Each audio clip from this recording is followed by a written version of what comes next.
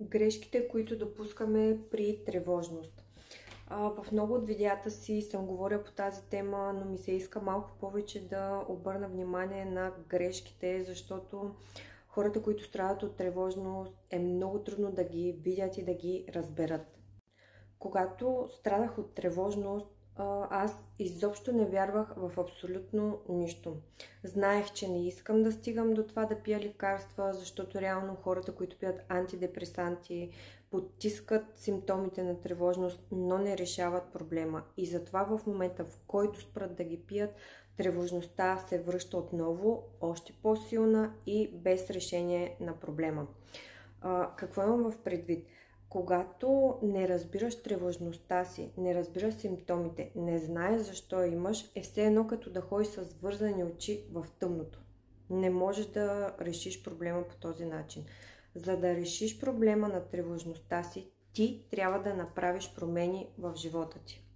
Затова, когато аз страдах от тревожност, наистина не вярвах в абсолютно нищо. Не вярвах, че спорта ще ми помогне. Не вярвах, че разходките сутрин ще ми помагат, че ако си променя храненето ще ми помага.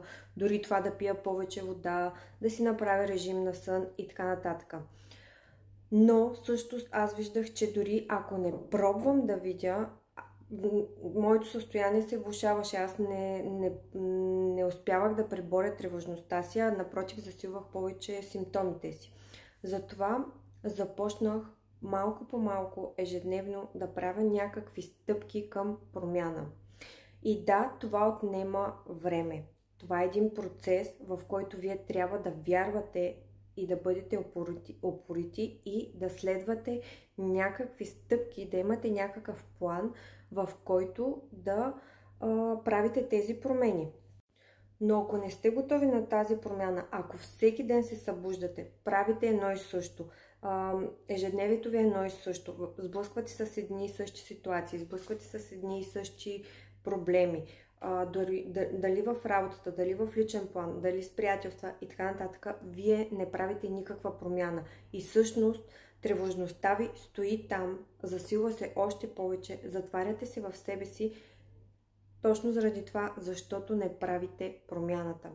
Затова всеки път в моите видеа ви казвам, че лично аз не вярвах в нищо, не исках да правя нищо.